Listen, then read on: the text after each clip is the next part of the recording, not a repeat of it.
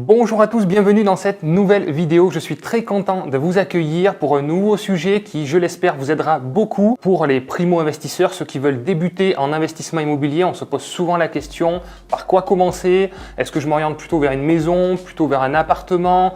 Quel est mon budget? Comment cibler un petit peu tout ça? Je vais essayer dans cette vidéo de vous aider à y voir plus clair et surtout vous aider à passer à l'action parce que regarder des vidéos c'est bien, mais passer à l'action c'est quand même mieux. Allez, c'est parti!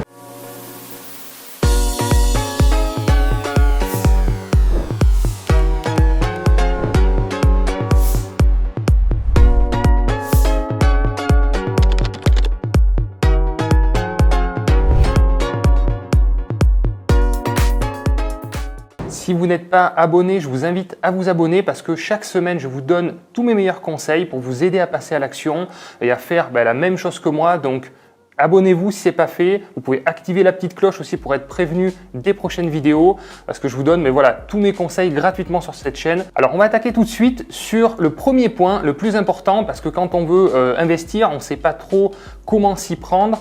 Alors, la première chose à définir pour moi, ça va être votre budget. C'est votre capacité d'endettement. Donc ça, j'ai fait une vidéo qui va s'afficher juste ici sur votre capacité, comment calculer votre capacité d'endettement. C'est le premier point. Ça ne sert à rien de partir dans tous les sens sans savoir quel budget vous est alloué pour votre projet d'investissement. Donc il va falloir déjà vérifier votre capacité d'emprunt. Donc forcément, ça va dépendre de votre situation personnelle, professionnelle et financière. Voilà, je pense qu'il va falloir rester cohérent. Et pour moi, il vaut mieux un petit projet qui aboutit plutôt qu'un gros projet qui vous est refusé par la banque et qui tombe à l'eau. Parce que le plus dur, c'est quoi? C'est trouver le bien, optimiser les travaux, la fiscalité et à la fin, si vous n'avez pas votre financement, c'est trop dommage, tout tombe à l'eau. Donc, il vaut mieux commencer petit et puis assurer le coup et après enchaîner sur des projets un petit peu plus gros. Il y a une règle qui est pratiquée mais qui n'est pas une règle en soi, c'est la règle des 33%. Il faut savoir que cette règle est souvent dépassée parce que si vous avez des revenus importants, parce que si vous avez un différentiel positif sur votre projet, la banque peut aller au-delà de ces 33%. Donc voilà, pour vous donner quand même quelques pistes et pas vous laisser comme ça sur votre faim, on va prendre un couple qui gagne 1 500 € par mois, donc 3 000 € à deux, qui est en CDI. Voilà, alors ceux qui ne sont pas en CDI, évidemment, je vais vous faire une vidéo très précise sur le sujet parce que c'était mon cas et c'est pas impossible, mais c'est un inconvénient dans votre dossier de financement. Mais là, on va prendre un cas simple, deux personnes en CDI à 1 500 € par mois, avec un petit peu d'épargne. Il faut toujours avoir un peu d'épargne dans votre dossier bancaire. Ça sécurise la banque, ça vous sécurise aussi également en cas de problème. Donc voilà, et il y a au moins 10 000 € d'épargne sur votre premier projet, je pense que c'est le minimum. Donc ce couple-là, en étant propriétaire de sa résidence principale, parce qu'encore une fois, ça c'est pareil, c'est quelque chose d'assez important. La plupart des banques demandent à être propriétaire de la résidence principale avant de financer des investissements locatifs. Ce couple-là, pour moi, à première vue, peut, avec une bonne tenue de compte, encore une fois, une tenue saine, avec des relevés de compte sains, peut emprunter assez facilement dans les 200 000 € pour un premier projet rentable. Attention, parce que encore une fois, la banque va prendre en compte aussi le projet et la rentabilité du projet pour pas amputer votre capacité d'endettement. Donc maintenant, deuxième point. Alors le deuxième point très important à prendre en compte, c'est votre secteur. Est-ce que vous êtes dans une zone rurale? Est-ce que vous êtes dans une petite ville, dans une grande ville? Parce que ça aussi, ça va dépendre clairement de vos recherches. Voilà, il va falloir adapter vos recherches à votre situation géographique, c'est évident. Alors, on va commencer par la campagne. Donc, ce que j'appelle les projets ruraux, c'est des petites villes de moins de 5 000 habitants ou même des villages. Moi, j'ai acheté des biens dans des petits villages et ça fonctionne très bien. On me pose souvent la question, est-ce qu'il faut acheter dans des grandes villes, dans des grandes métropoles avec forcément les trains, que ce soit bien desservis, qu'il y ait des universités, etc. Je vais vous répondre clairement, pas forcément, parce que effectivement vous allez avoir moins de demandes, mais on n'a pas besoin de 50 locataires pour louer un logement. On n'en a besoin que d'un. Donc forcément, pour une semaine d'annonce, vous avez 3 demandes, ça paraît très peu, mais ça vous permet quand même de louer le logement. Donc même dans des zones rurales comme ça, vous pouvez très bien louer un logement. Alors attention, qu'il soit de qualité, bien évidemment. Sur ce type de zone, ce que je vous conseille de faire, c'est de privilégier les grands appartements parce que on le voit encore plus avec ce qu'on vit actuellement, le coronavirus et le confinement. Certaines personnes, enfin la plupart d'ailleurs, tout le monde préfère vivre dans des grands espaces avec un petit espace extérieur. Pourquoi aller à la campagne pour s'enfermer dans des petits studios? Enfin, ça n'a pas de sens. Donc si vous investissez à la campagne, je vous conseille de privilégier des grands appartements avec un balcon, une terrasse ou pourquoi pas des petits jardins ou des petites maisons parce que des fois les budgets sont très raisonnables et ça vous permet d'avoir un investissement quand même assez patrimonial et assez rentable, assez passif. Ensuite, sur les petites villes. Alors, qu'est-ce que j'appelle petites moyennes villes? Ça va être les villes entre 10 et 100 000 habitants. Donc là, vous allez pouvoir vous positionner sur des petits immeubles de rapport, ou des gros d'ailleurs, des immeubles de rapport, ou des appartements. Voilà, selon votre capacité d'emprunt, vous allez vous orienter vers des projets plus ou moins gros. Voilà. Là, libre à vous de vous orienter vers ce type de bien. Moi, je suis fan des immeubles de rapport. Si vous me suivez, vous savez que j'achète que des immeubles de rapport parce que je trouve que c'est là où on obtient les meilleures rentabilités parce que on est en concurrence seulement entre investisseurs. On n'est pas en concurrence avec des acheteurs de résidence principale. Donc, quelqu'un qui vend un immeuble loué, c'est uniquement pour des investisseurs. Alors qu'un appartement, une maison, on va être en concurrence avec des acheteurs de résidence principale, ce qui fait globalement monter les prix. Deuxième avantage avec l'immeuble, c'est que on dilue le risque. Voilà, sur un immeuble où vous allez avoir 4-5 appartements, même si vous avez un appartement de vacances, si vous avez fait un projet rentable, vous allez normalement être à l'équilibre financier et donc faire en sorte que le projet ne vous coûte rien. Donc ça, c'est très sécurisant. Alors que si vous achetez un seul bien, un appartement ou une maison, si ce n'est pas loué, clairement, vous n'avez plus tout de revenus. Par contre, les charges vont continuer. Donc pour moi, je trouve ça un peu plus stressant.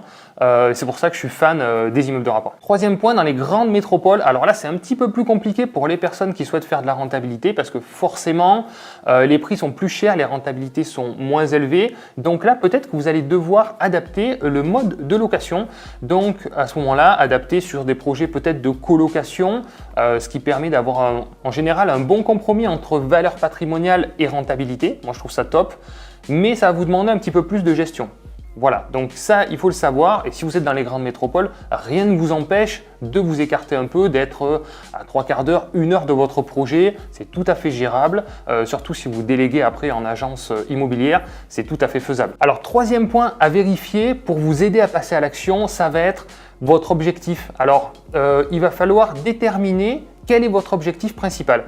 Est-ce que vous voulez vraiment de la rentabilité ou est-ce que vous voulez plutôt de la passivité? C'est deux choses très différentes parce que ça ne va pas vous orienter vers les mêmes types de projets et les mêmes modes d'exploitation. Clairement, je vais vous le dire ici, 15% de rentabilité sans rien faire, ça n'existe pas. Donc oubliez tout de suite, oubliez ce que vous avez pu voir ou entendre parce que souvent quand on pose la question derrière ces 15%, c'est des studios en zone rurale avec des locataires compliqués à gérer ou alors c'est une cave à Paris, à 10 000 euros. Voilà. Non, mais j'exagère un peu le trait, mais en fait, la réalité, c'est ça.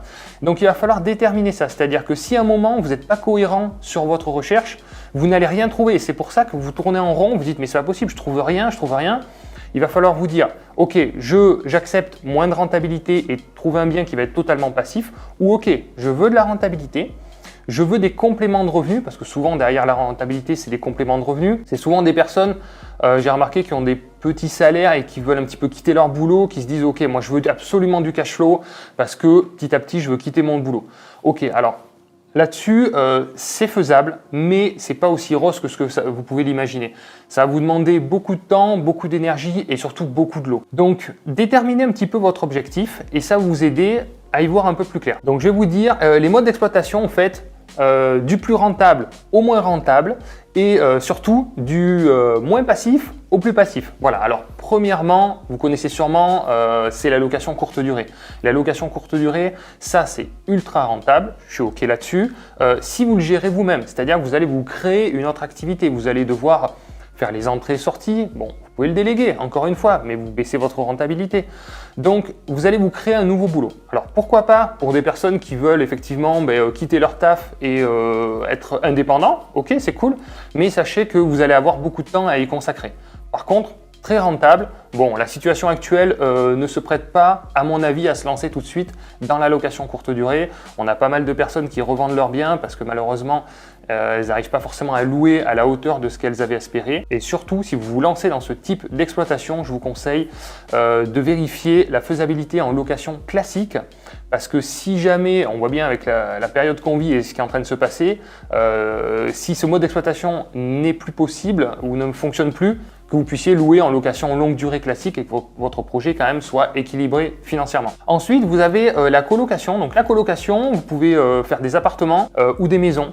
Alors sur la colocation, attention, je vois beaucoup de personnes qui optimisent au maximum. Alors sur le papier, c'est super beau.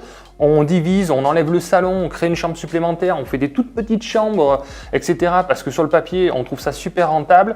Mais clairement, les colocataires, c'est des gens normaux, c'est des gens qui ont envie de vivre normalement et qui n'ont pas forcément envie de se retrouver dans des cages à lapins, sans salon, sans l'aspect convivial. Parce que la colocation, pour moi, il y a un aspect convivial. Donc si on enlève ce côté-là, ça enlève tout le côté de la colocation. Et même mieux, je dirais maintenant, on s'oriente plutôt vers du co-living.